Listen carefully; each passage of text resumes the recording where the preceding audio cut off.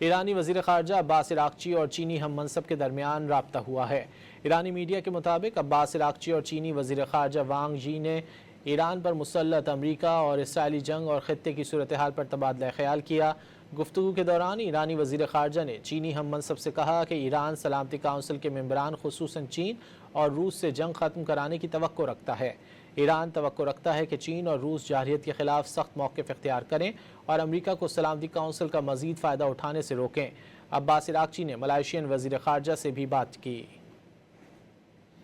ایرانی وزیر خارجہ عباس عراقچی اور چینی ہم منصب کے درمیان رابطہ ہوا ہے۔ ایرانی میڈیا کے مطابق عباس عراقچی اور چینی وزیر خارجہ وانگ جی نے ایران پر مسلط امریکہ اور اسرائیلی جنگ اور خطے کی صورتحال پر تبادلہ خیال کیا۔